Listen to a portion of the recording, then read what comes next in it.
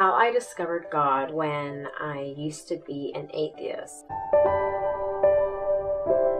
First off, why was I an atheist in the first place? I was an atheist because my adopted parents, who really installed my beliefs about religion, were atheists. So they taught me things like God is a crutch and people need God just to get through life when they're not strong enough to do it on their own. I remember one of my girlfriends told me she had went to church and she had been touched by God and she had a really enlightening experience. And when I went home and told my mom, she said, ask her why God was touching her in the first place. That was the kind of teachings that I was taught about God, and I took those beliefs on for myself. Aside from being an atheist, I had this one small belief that kind of wouldn't go away, which was I believed in ghosts. And I kind of found it odd that, how can I believe that there's no God, but there's ghosts? Like, where do these ghosts come from? And I just felt like there were really ghosts because so many people would post videos, or they'd be on the TV, there'd be pictures, people would have their own stories. Like, I know a lot of people who have their own stories about ghosts, so that kind of sat in the back of my mind. And one day it finally came to fruition that there are ghosts, and it came through she was my grade, I want to say 8 teacher, maybe grade 8, and I remember for some reason she decided to share a story with us about the Ouija board. She was trying to inform us or scare us from ever using the Ouija board because of her own experiences. So I just remember her saying that she began playing the Ouija board the normal way with a triangle with the letters on the board, and that she found that it could really give her answers. So she started to play it on her own to the point that she could just write down letters on anything that was smooth and take anything that would slide across and communicate with this Ouija board. And she really knew that it was true later on when she became an adult, because aside from the fact that she experienced hauntings, was that it had told her who she was going to marry, the initials of who she would marry, and that was TS, and she did end up marrying somebody with those initials. I think it also told her something about her child or child's or something like that. I can't remember, but there was 2 things that it told her that did come true in the future. But aside from that, when she was playing, it got so bad, like the haunting experiences, that she would walk into the kitchen and her cupboards would all be open, like every single one of them, and she'd be the only person home. Her phone would ring and she would answer it, and it would be like some sort of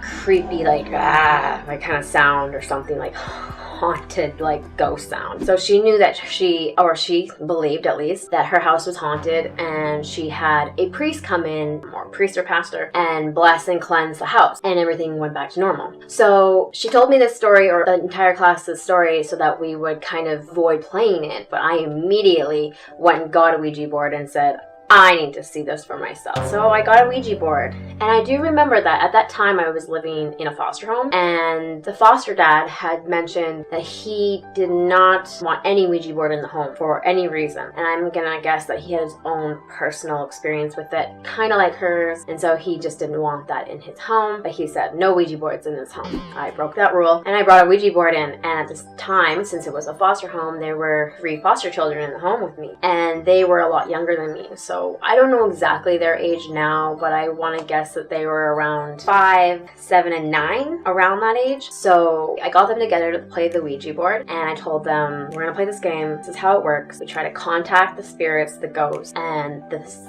little thing will move on its own and spell out the answers. And then I scared them, and I said, if you cheat at all, if you push this at any given time, then a ghost will come and haunt you, haunt the house. Anyways, I scared the shit out of them. They were like, oh my goodness. And I need to verify that they're actually not cheating. So the only way I know that this thing is really true, or really knows what it's talking about, is I ask a question that only I know the answer to, and I know that I'm not pushing the little thing. I asked it a question that only I knew the answer to. What was my birth last name before I got adopted? So no one knew this. I just met these kids, and we start playing it. We asked that question, and it started spelling out my birth last name. And my birth last name is long. So it was letter for letter. I'm like, no way.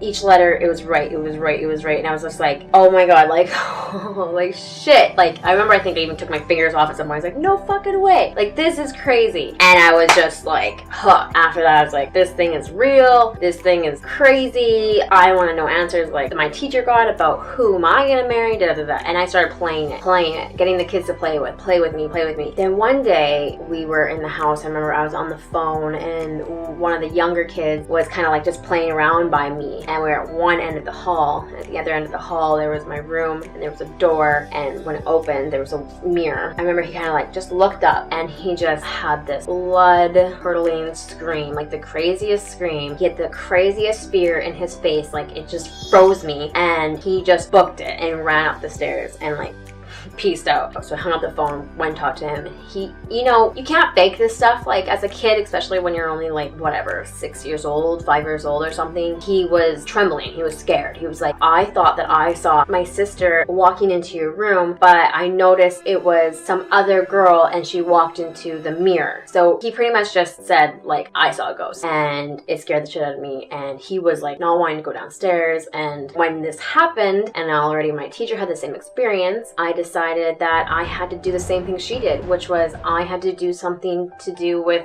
God to clear and cleanse the house. So honestly, I don't really remember how I figured out what I needed to say, but I did something around the Bible and around God to make the house better, and we didn't have any problems afterwards. So at that moment, my belief that there was no God was crushed. I thought, this is legit. This board really worked. They're ghosts, and God fixes it. Like if there's a haunting, God will help. From that point on, I kind of, didn't believe that there was no God. I was kind of at the point where I was like, maybe there is God, but I still didn't understand, because I had so many years of like atheism and all the reasons why atheism was true in my mind that I didn't quite like say, okay, there's for sure God. So the next experience I had where God came into my life was when I took an energy healing course called Reiki. When I took this course, found out that yes, there is an energy and you can heal people with your hands, I guess, in a sense. And I'm an energy healer now. I do this as a part-time job. What happened was training clients, personal training clients, one-on-one, and getting to know them really well. And,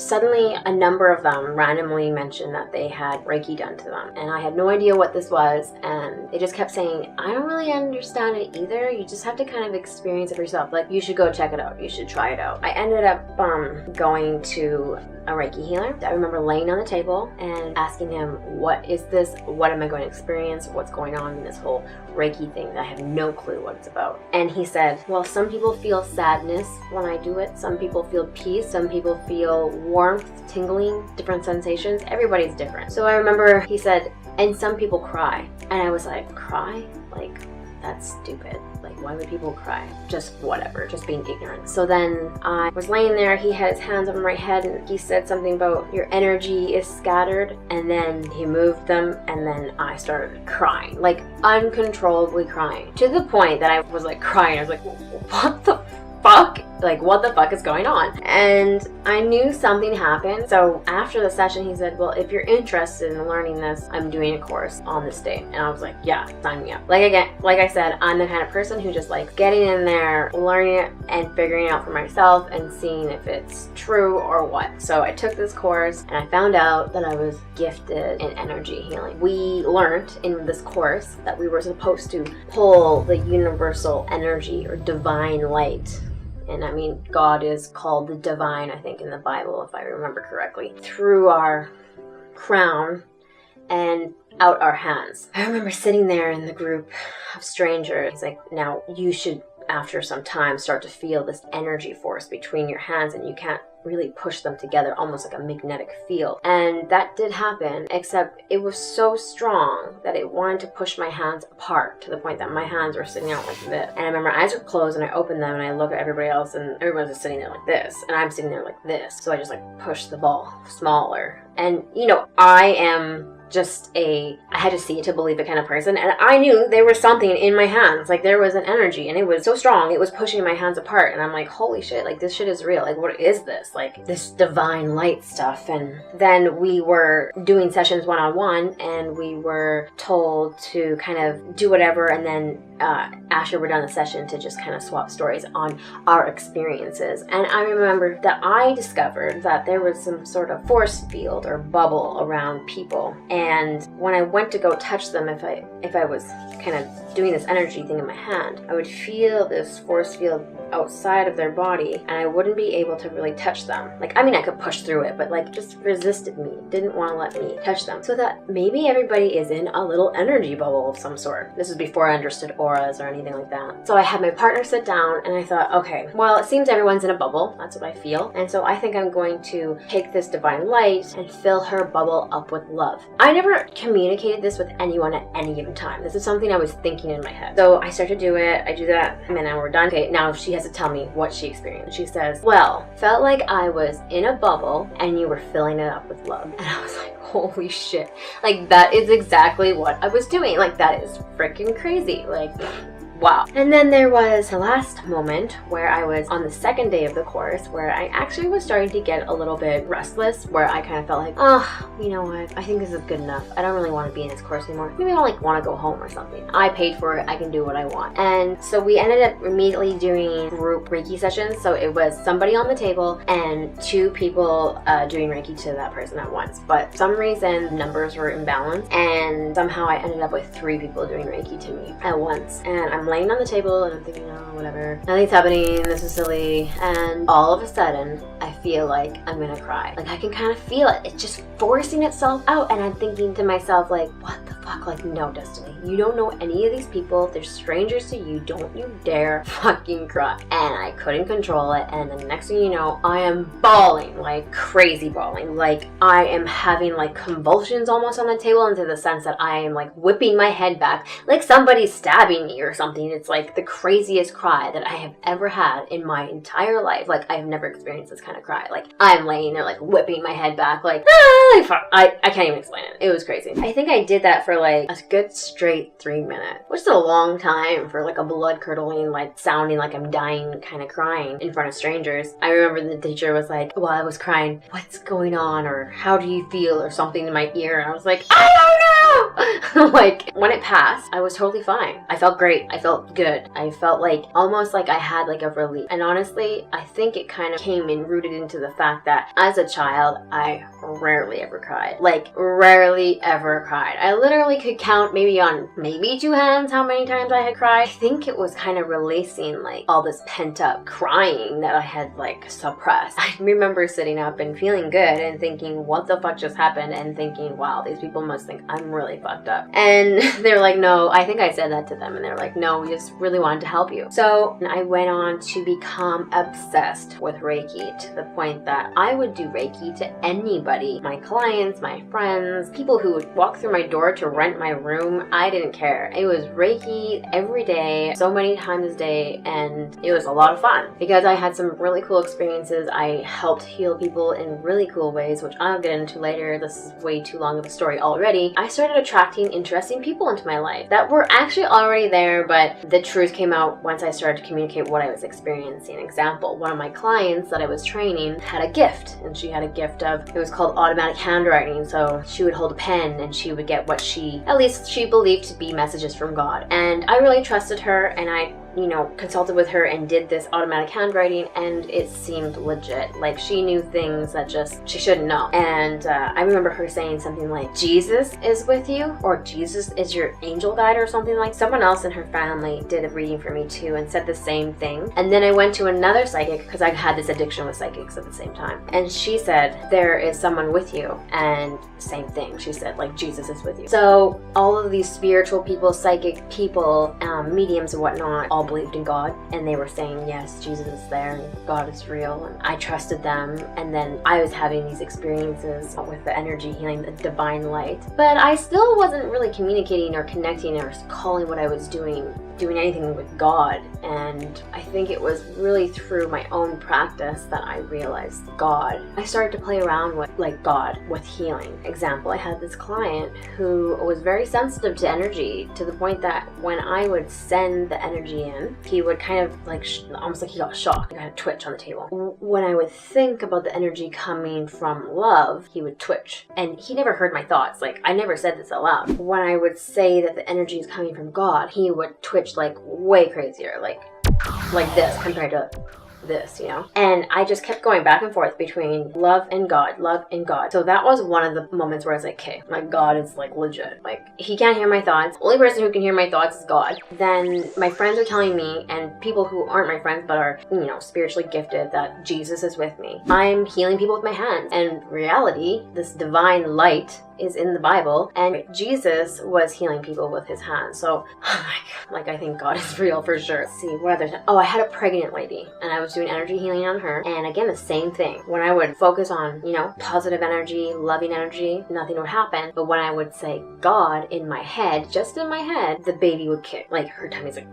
you know, and I was like, okay, so then again, I played that game with her where I would think of a certain kind of energy, loving energy, positive energy, and then I would think of God's energy, and the baby would kick. And every single time, the baby would kick whenever I said God. And finally, I said to her, listen, I think that you need to really focus on building a strong connection with God. And as I said it, the baby kicked, because the baby seems to really react to the name God. And again, the baby would kick. And I had other friends who were psychic mediums who again saw energy around me. And if I called in Archangel Michael in my head, my friend who's gifted and can see things, she wouldn't know. I wouldn't say what I'm doing. She'd say, did you know that a spirit just entered the room? Beautiful blue, right on the moment when I called in an archangel. And Archangel Michael is from the Bible. So that is kind of how I turned from atheism to a believer in God. Just, there's so many different experiences that proved itself in a way that, you know, people say, like, as an atheist, you say, I'll believe it when I see it. You have to open your eyes and have some sort of, you know what, possibly this could be real, for it to show itself. You have to look for it, you have to seek for it, you have to be open-minded to it. It's like those stories, you know, where the doctor's like, you're never gonna walk again, or you're sick forever, or blah blah blah blah, and the person's like, no, I'm not giving up, this isn't how I want to live my life. And they look and they look and they look and they find their own cure to whatever they're dealing with, and they're like miraculous stories. God's kind of like that. If you don't believe in him, you really need to put effort into trying to connect with him, discover him, understand him. I believe that the teachings of God are a little bit fucked up and that's why we don't feel as connected to God as maybe we should, because I found God on my own. I discovered him on my own, in my own unique way. I wasn't taught by my parents, I wasn't taught by the church, and I have a unwavering faith in God that is just super positive, like in the sense that, like, I would never stand on the corner and hold up a sign that says, if you're gay, you're going to hell. Like, I don't believe that. Through my way that I discovered God, I believe in non-judgment and acceptance of others, and knowing that you fuck up too, and everyone has their own path. Jesus and God are all forgiving, unconditionally loving, all that kind of fun stuff. Anyways, I'm rambling now and I really don't need to get into this anymore. This is a totally different video and I'm gonna wrap that up. That is how I became a believer in God from once being an atheist. Thank you for watching my video. If you have any other questions for me, just comment below. Have a great day. Bye.